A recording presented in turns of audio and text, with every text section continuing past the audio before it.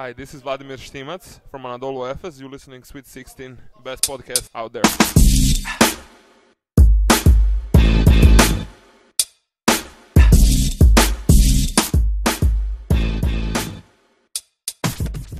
Bamberg batter Panathinaikos.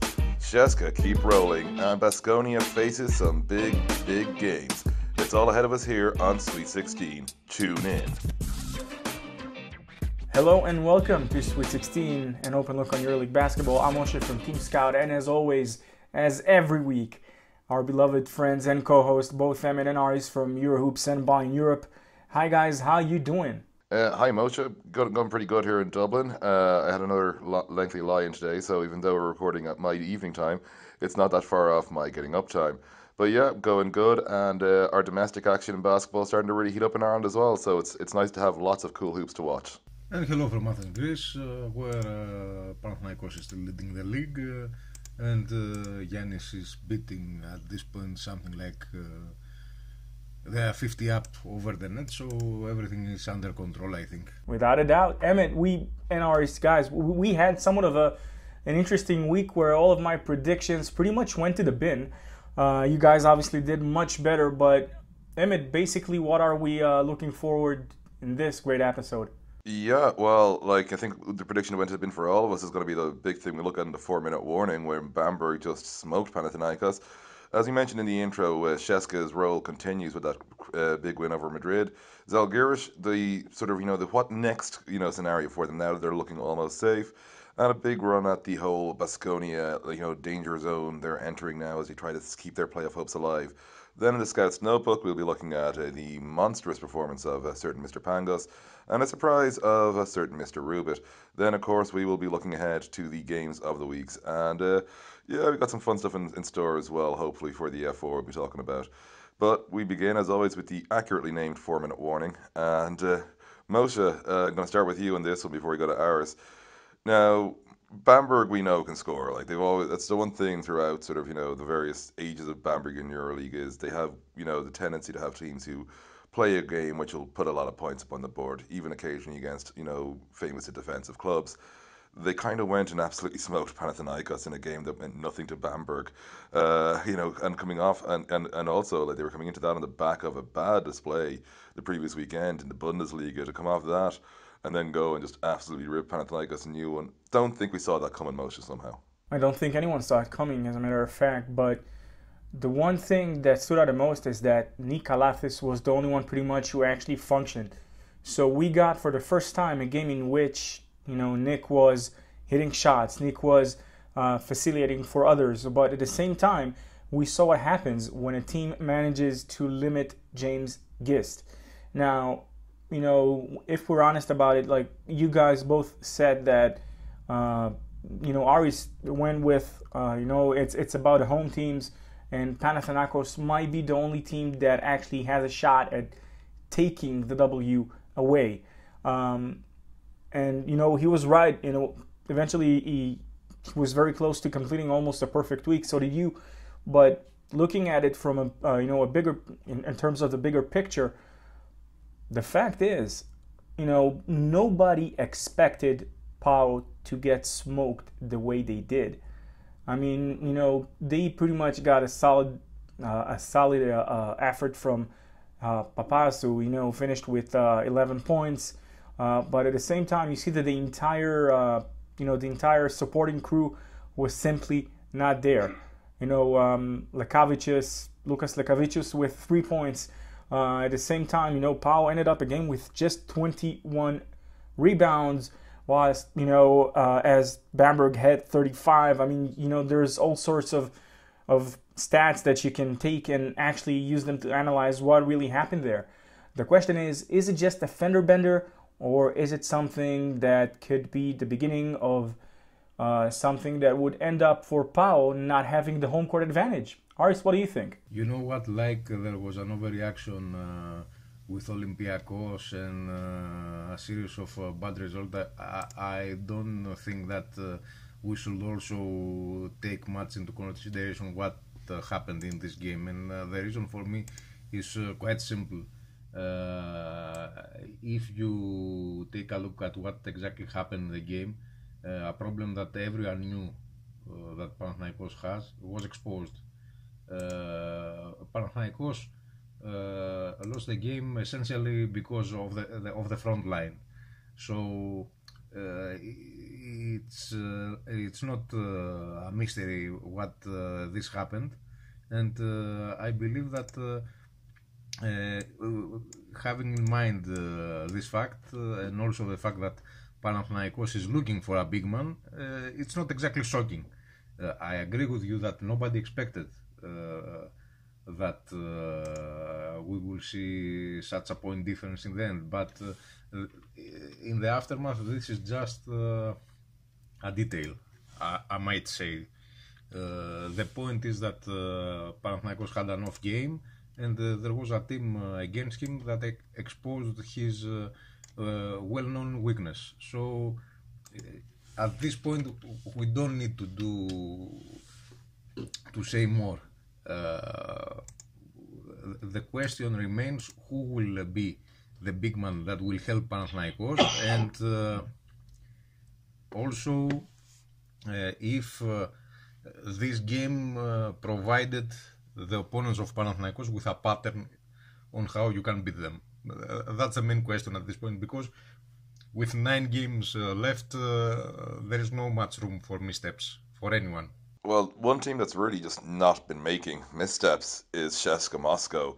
They went out, Real Madrid came to Moscow last week, and despite a big fourth quarter for Madrid, well, big second half as a whole for Madrid, that opening by CSKA was just too much for Real to claw back. A 33-point first quarter explosion. CSKA with the W, and they are basically now at the case of counting down the days till they secure first overall seed in the postseason. Their plus minus is ludicrous. They're a plus 224. The next best is 128, which happens to be Madrid as it happens. And yeah, they're just, they're 3 games clear. They're winning a lot of games. Aris, I'll start with you. Like, what's their ceiling like? Because you mentioned the issues of Pau's front line. There's definitely a question around CSKA at the 5 still, but are they doing enough to show that, they are in better position for the business end of the season, essentially, when, as you just said before, the CSKA season depends on the Final Four. Are they looking better going to the Final Four at this stage than they did a year ago? Well, speaking about CSKA Moscow, I have to say that I think they have everything. I don't agree with what you said, Moshe. What you said, Emmett, sorry. They having a full roster, and they have the luxury of having players like Othello Hunter being something like their third option in the center position. They are pretty different team compared to last season, and this of course has to do with Milos Theodosic leaving, but on the other hand they have Sergio Rodriguez replacing him, and the main question about them will be health. Not having Leo Westerman for an extended time period provided some hiccups in their backcourts, and also they have quality Russian players that they are not just filling roster spots. I'm speaking mainly about Vorontsevich and Kurbanov. I can see them going all the way, and on paper probably they are the better team, not only because of the result but also because of their personnel. I think that their main rival will be Real Madrid, a healthy Real Madrid, and by healthy I mean having also Sergio Yul on board. And Moshe, your own take on where we're seeing CSKA going right now? Guys, I'll start by saying first, Emmett, I agree with the fact that, well, I can't say that CSKA are missing a piece. Their current roster, in a way, doesn't allow them to play in every way possible. So, in a way, they are limited, but with, the firepower they possess through the other positions, it kind of make everything look redundant in a way. Like, every alleged limitation that we might present, could be just not there, or at least, not highlighted enough by other teams. Now, that's what I wanted to start off with. Secondly, are they looking better than they did? If you're comparing, if we are comparing, with all the other teams that were last year, or the way that how dominant CSKA was, the answer would be probably yes. But guys, do you remember the 2004-2005 season? No, I'm just not old enough for that, Moshe. I totally remember the season. I was in Moscow and I remember everything, but this is not the same CSKA team. And might I add that after that season, finally, CSKA Moscow dominated the EuroLeague for quite some time. Guys, it's true that in those years, we had both Maccabi and CSKA to pretty much dominate, and Maccabi made a three-peat in terms of appearances in Final Four. But my point is, CSKA had an almost perfect season, if I remember correctly. And true that the rosters are different. It's a different CSKA. It's a different era. But my point is, we can talk from, the beginning of the show till the end of the regular season about what's and ifs and hows and whys. But at the end of the day, a game must be played. And just for the funs of it, I'll say it all depends. It will all go down to the biggest question of them all, which is, will they face Olympiacos in the semifinals? We have a long way to go yet in that one, Moshe, I think, before we even have to worry about it. And you know what? I remember quite clearly what happened this season, and the fact that after the Final Four they dominated, etc. I believe that there was a different kind of pressure at that CSKA Moscow team, because they have started a 3-year project under Duda Ivkovic that was supposed to end up with CSKA going all the way and having the Final Four in their city, and also preparing throughout 3 seasons and also making 3 appearances in the Final Fours. So I believe that the pressure was suffocating. And if you take the Olympiacos factor, let's say, out of the equation, I don't see this current version of CSKA Moscow having similar problems against any opponent. On the contrary. And also, they don't have the burden of a perfect season. They can be defeated and they know it. I think that this version of the team is pretty self-conscious on what they can do and what they are not able to do anymore, because they are kind of a different team without Teodosic. It's a very interesting conversation and a very long one, but I think that that CSKA of 2005 and proved that sometimes 3-year projects can backfire because of the pressures that they bring on if you are aiming for the top. That's all. It's pretty much what happened with Olympiacos when they finally won the EuroLeague, the year that they cut the budget and Vasilis Panoulis was seemingly all alone in the roster. I would add to that you cannot even. I think it was a wrong thing, to go for a perfect season. A season without a single loss, and we see that happening usually in competitions where, you're playing in groups, right? And you know that you need like 6 wins to, it's like the previous versions or previous incarnations of the top 16, where you could have went to the Final Four with 6 wins, 0 losses, and then you have so much pressure because that a loss might come along the way, and this will probably be like the worst timing ever. Oh yeah, mentally it's a different era entirely, Moshe. You couldn't be more right, to be honest. Like, how teams have to approach now, and as Aris is saying, like, the pressure of the perfect season isn't there anymore, and that kind of is a boost to a CSKA. I think they didn't get that last year, and they've gotten it a lot more this year, even though they are still leading the league standings. They realize they can drop a game here and there, and it won't be, a psychological blow, which I think for previous editions of CSKA and previous editions of Euroleague, it was a bigger factor. And thinking of teams who have kind of understand, when they need to get the W. Zalgiris Kaunas, a team record for Euroleague play, 29 assists in their 99-84 win over Maccabi, in the game we described as being the win and you're as good as in last week. And well, Zalgiris now look as good as in, as they hit 13 wins for the season. And wow, just basically, like, this is they're a brilliant story, obviously, seeing this club with a relatively speaking financial weakness compared to the rest of Euroleague, standing there at 6th, same record as 4th placed Real Madrid, 13-8. And the question essentially is, the ceiling for them, because will they have a say in the playoffs, as I always think? Because right now we're thinking we think they make the playoffs, but right now we're wondering what sort of a chance could they do of even making it all the way to Belgrade. And within that, if you are one of those teams who's, likely to be in the playoffs, who doesn't want to see a Zalgiris, because certain teams obviously would far be more okay with a Zalgiris series than others. So Moshe, I'll go to you with both those cues to begin with. What sort of impact can Zalgiris make, and who's not suited to them if you see them in a best of 5? Well, I do believe that there are. It depends, but do I see them in the Final Four as a dark horse? Most definitely, yes. I mean, you look at them. It's true that they are not the most talented team. It is true they are not the richest team. As a matter of fact, they've already exceeded the budget, from what we know or heard, anyways. However, we do have to acknowledge the level of execution that this team has. We have to acknowledge the fact that the level of the way that they are being prepared per competition, per game, the job that is being done, that the level of the details that they are going through, it's something that's simply remarkable.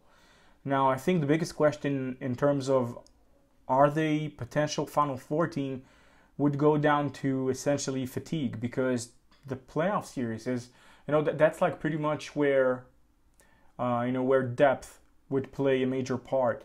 Should they be able to, to get that through in, try to understand how to share the minutes or share the, the burden of minutes or the intensity, they could, because they've got a top level coach. They got a coach he's a fox, you look at the standings right now and you get to see that should the season end now, you're going to get a best of 5 series with the coach who never lost one in the current era of the EuroLeague, I think. Well, actually, no, he did lose one, but just one, if I'm not mistaken. Aris, correct me if I'm wrong. That is, of course, Zach, and, versus one of his former players who is considered by many as the next big thing, or even, the next Zach in a way. Shars essentially is considered by many as, as the next big thing. He's supposed to be the future of coaches. So, like I said, with how the standings currently look, it would be interesting to see, like, if we're really going to get a best of 5 series between Zach and Shars. But again, I do believe that the question, the main factor, that the thing that will matter the most eventually would be the matter of fatigue. Could Zalgiris overcome teams that have much more depth, which is definitely what you're getting with the number 1 seed as CSKA, which is definitely something that you might get with Real Madrid, who keep getting guys back. They just got Randolph back. We are assuming that Yui should be able to give some minutes and perhaps change the entire pace of the team. So again, can they make a Final Four? Yes, but it depends. It really depends. That's how I see it. And so for you, Aris, you look at Zalgiris right now. Their current matchup, as much as says, would be Fener, but that's obviously open to lots of changes. If there's a team out there who doesn't want them, who would you go with? Well, you know what? I'm not so high on Zalgiris. I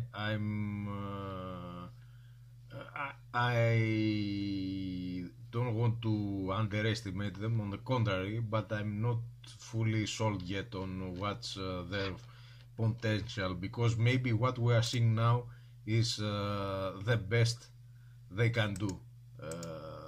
And their best is not bad at all, don't get me wrong, but even with 13 wins, considering what they have to face from now on, I'm not totally convinced that they can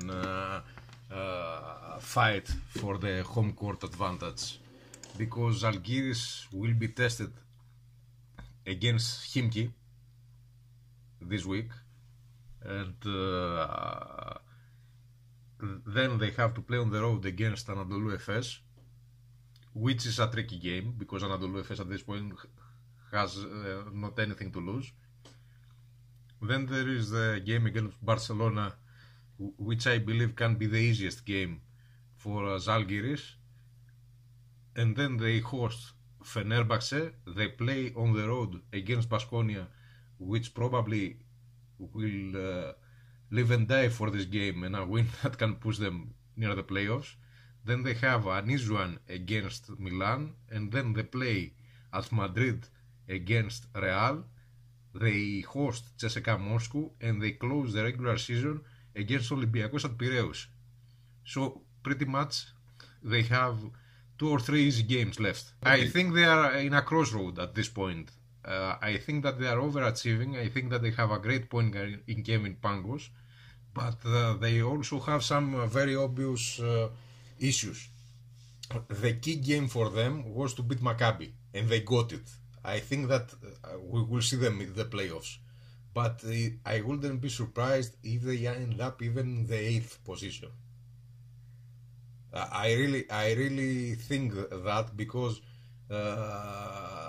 if they beat also Khimki, well, then they might not be in such a danger, but they have to face the best teams of the league during the last stretch, and a team that is competing against them for a better place in the playoffs, and also the only team left that has realistic chances of getting into the top 8. So things are gonna get really hard for them from now on. Absolutely, it's definitely a tough road ahead for Zalgiris. And speaking of that team you mentioned, who's the last team outside the top 8 with a chance of making the top 8, they've got a really tough couple of games coming up now. The upside for them is there's a week in between for the Copa del Rey, but this week, poor old Baskonia, well, I say poor old, they're doing all right. They have to travel to play Panathinaikos, who tend to not lose home games in Euroleague. And then once they get back from the Copa del Rey break, they have to travel to CSKA to kick on the Moscow Giants. So, Aris, I suppose, for Baskonia, like, how crucial is this like phase now, the games either side of the break? I think that they will be fighting for their lives in every game, and this will not change probably until the end of the regular season. So there's not much to say on that front. They will have to fight and fight and fight and fight until they get it done, or until they lose hope. So I'm not envying Baskonia, but there is no one single game for them that doesn't have a value, and this is true for all the teams from the 2nd spot until the 9th, and the only team that has the luxury to not be under so much pressure is CSKA Moscow, no one else. And Moshe, got to flip it over to you. Like, you look at the pressure in Baskonia right now, like, is, considering, if you're Maccabi, having just lost him to Zalgiris, I suppose if you see, well, at least Baskonia have to go to, play Panathinaikos on the road this week, irrespective of Maccabi's own challenge ahead, against Barca, probably the one opponent you would like to see Baskonia facing this week, given they're, biting at the heels, so to speak, is Baskonia away to Pau. For Baskonia, I think that this week could prove to be too critical, because right now they are just one game from Maccabi, but it's a couple of games for which, the way I see it, they would have to go 2-0 to actually consider themselves of actually making it to the postseason, because we're seeing right now, like, the difference between Baskonia and, for example, Madrid is 4 games. On paper, with 9 games left, like, it's supposed to be mathematically possible, but we are seeing how unstable things are. Like, it's a game here, a game there, and being down by a game or maybe 2, potentially 3, with, at the end of the next couple of rounds with, 6-7 games remaining, it could be a done deal. They would have to get a win at least at the Oaxaca, because a win at the Oaxaca, as we said it before, from the beginning of the season, a win at the Oaxaca equals a playoff spot on paper. So, if in terms of what would Maccabi think, yeah, Maccabi would probably want Baskonia to lose the next couple of games, and for them to, increase their difference between the 8th and 9th seed with, to 2 games, because right now it's just 1. And by the way, as we are speaking, a game between Baskonia and Barcelona is being played with well, Baskonia pretty much getting their way with Barcelona, with rather, they make it look too easy, which makes me wonder again. But getting back to the point with Baskonia, it is what it is. I think they would have to somehow get a win, to at least one, and because going 0-2 would be, in a way, would be the end for them. I think. I know it sounds too, like too terminal when I say it. Like it will be done. No, they would still be mathematically able to make it, but it would be a hell of a lot harder. And that brings us on nicely to the Scouts Notebook. We're going to look at two players this week, Kevin Pangos and Augustin Rubit, both of whom have impressed mightily in the last week. Pangos, of course, who I'm going to have a quick look at, he's been doing it pretty much all season long, and you kind of look at him and you go, this is the type of guy, he's reasonably low risk, but just high enough risk to be on the radar for a Zalgiris type player to have that high reward. Like it's sort of that's that middle ground in terms of risk, whereas the likes of a Saric can get a guy of this standard in, and obviously Pangos was great at college level, but that doesn't always translate. But 16 and 11 last week in that 29 assist explosion for Zalgiris against Maccabi. Like individually quite a great display, but I suppose what you're seeing here is when you look at him and you look obviously the link between him and Paulius Yankunas, it's sort of one of those classic things of two guys who realize they're better, combined than they are as individual, sums, so to speak, and they just know how to do it. Like, that's the thing. Pangos gets how to get the value of him from the other players, like how he can, have the guys around him extract his value to make him the best he can be for that side. And that's like, great to have, brilliant on brain, like we're seeing it from this season, is that he's allowing the guys he works with to help him be a better baller. Like, still, like, does have mistakes because it happens in this game, but enough, in his, like you said, it's a low enough risk type player that it's just a right fit for a Zalgiris type club right now. I suppose, Aris, one guy who I have been pleasantly surprised by the last couple of weeks now, obviously, we saw him really explode against Pau, but he'd had a good one against Zalgiris. Augustin Rubit really starting to step up the last couple of games. Yes, and unfortunately, this is bad news for Bamberg, and let me explain what I mean. Rubit was not an unknown. He was playing for 3 years in the German BBL. Of course, Bamberg was monitoring him closely, and I think that they were expecting, if not this kind of games, at least something similar on a regular basis. We all agreed that probably this season the roster of Bamberg is weakest compared to all the other recent seasons in the EuroLeague. However, the reason for that, outside the injuries woes of the team, is that players who were selected in order to have a bigger role, like Augustin, were not ready from the get-go. I think that for Rabbit, this is just a good start. I think that the fact that he's averaging just 10 points after a 26-point games says it all. Bamberg expected something more from him, and that's the question that will haunting him also for next year. I think that he's expected to be one of the leaders of Bamberg, and that game was just a good start. And that leads us now nicely onto our final section of the show. It is time for our games of the week. We are going to have a couple of other bits to talk about briefly at the start of this segment first, but before we go into those, we'll just remind you what the 8 games are. It's a 4-4 split. On Thursday, Maccabi hosts Barcelona, Panathinaikos hosts Baskonia, Valencia hosts CSKA, and Unicaja host Efes. Then on Friday, it's Fenerbahce hosting Borussia Bamberg, Zvezda hosting Milano, Zalgiris hosting Khimki, and Real Madrid hosting Olympiacos. And so, Moshe, now I know we've been having a bit of a chat about this, but so loosely speaking, we've kind of decided that, like, when we're doing our live shows, we're going to have, some awards announced at at the Final Four. Obviously, the Golden Langford, which I've mentioned, will be announcing the winner, which if anyone actually can do the idea of using the internet should know already, but we'll be formally announcing it in our live show. But I suppose you're probably going to quote a few more as well, I think, along the way, Moshe, is the hope, isn't it? Yes, exactly, and we hope to make it a thing here on Sweet 16 that, to also pretty much, give awards. There are obviously some that are not or not seem as glamorous or as special, but in our opinions, every good performance or every good ability shown or special ability needs to get recognized, and that is exactly what we're about to do.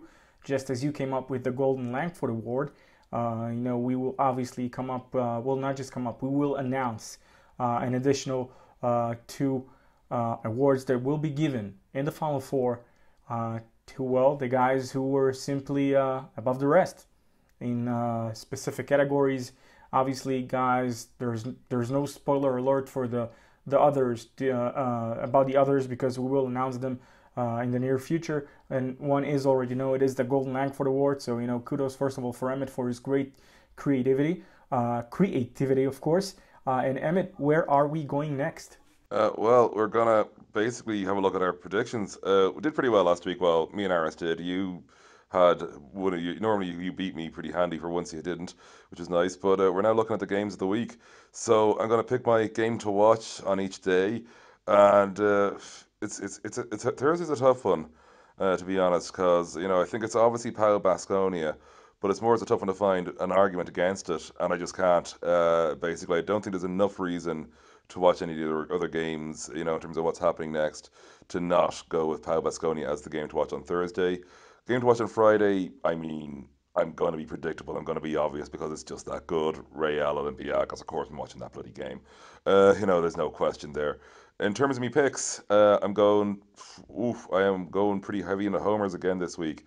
Maccabi, Pau, CSKA over Valencia, Unicaja, Fenerbahce, Zvezda, Zalgiris, and Real Madrid. I'm going 7 of 8. The only road one I'm giving is CSKA at Valencia. Moshe, give us your games to watch and your picks. Emmett, I think we have on each game day, like on Thursday, we have a couple of games who are pretty much equal. I think at the level of interest and competition, and because obviously Maccabi Barcelona has a very they have a terrific matchup against Maccabi Tel Aviv. So it's kind of hard to make the decision of which one between the two. And also there's the same thing on Friday, with Zalgiris Khimki. It's a win, and you're no longer considered safe to be in. That means if Zalgiris wins and if Khimki wins, then we win. We get to fight for another week to justify our place to be in. And obviously Real Madrid, Real Madrid, not CSKA, Real Madrid Olympiacos. So I'm picking actually 2 games per day because in my opinion they are equals. Since I failed miserably last week, I ended up with I think 3 from 8, which is not 50%, which is what I described as the no crossing line, but I did, and it happens, and we're allowed to have off weeks. So I will go on the safe side, as Ari's taught us, throughout the season. We do know that keeping your home safe, brings you closer and closer to actually making it to the playoffs. So I will go with the home teams, with the exceptions of, drum roll please, CSKA would win, and maybe Efes, but my adventurous side really wants to go with Olympiacos at Madrid. So you know what? Yeah, there it is. I'm getting again. I'll replace. Okay, so get this: Maccabi, Panathinaikos, CSKA, Malaga. These are my 4 of Thursday. Fener will win. Zvezda will win. Zalgiris will keep their home safe. Olympiacos beats Madrid in Madrid at the Palacio de Deportes Wizing Center.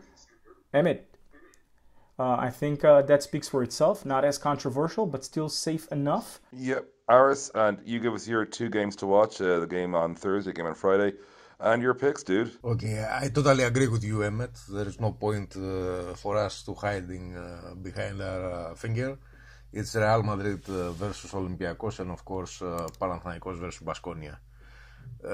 I will be tempted to say that this week no one will get a road win. You know, it's that simple at some point. But having said that, I don't see CSKA dropping a game against Valencia even if they don't have the motive to win. I see a very close contest between Zalgiris and Khimki. And when I say close, maybe so close like the last win of Khimki, which was decided in the last second by a follow dunk. And I wouldn't count out Olympiacos against Real Madrid because it's one of the few games, even on the road, where Olympiacos is feeling like the underdog, and whenever this team has this exact feeling, strange things happen. So I think that it's a very hard to call if all the hosts will win or not. I see CSKA getting the road win, even if they don't have the motive. They are in a much better overall shape than Valencia. It's a very close call, I think, between Zalgiris and Khimki. A very close call. And the game between Real Madrid and Olympiacos will be also pretty strange, because it will be also a game that will have great ramifications in the race for the home court advantage, and it will also be the last game of the week. So the whole situation is it will be peculiar, both in Kaunas and also in Madrid. And I really don't see CSKA losing the game unless they decide to get a day off, and I don't think that's on Coach Itoudis' mind. And that pretty much brings us to the end of the show. So, all I'm going to say is, as always, the fastest way to get to Sweet 16 to listen to us is to subscribe on the SoundCloud channel. It is the first place we drop every week. So subscribe there for the fastest access to Sweet 16. And beyond that, yeah, it's been a great week. I'm about to go do some groceries, even though it's, quite late in the evening, to be honest. But it's the way my life is these days. So as always, you can find me, ballineurope.com, and at BAE_basketball. And Aris, where can people find you, man? You can find me as always at Eurohoops.net. I'm on my personal social media, and also somewhere around your television set if you are a subscriber of Cosmote TV. And you can find me at, as always, at MosesB1 and at I am Team Scout on Twitter, our Facebook page, Team Scout, and the website itself, teamscout.net. Now, with a lot of awards being, awarded in the Final Four, we've got some time till then to discuss the EuroLeague games. But, guys, again, I would like to emphasize what Emmett said earlier. Do subscribe, do spread the love. And, again, thanks for tuning in week after week. It's always fun. And, till next time.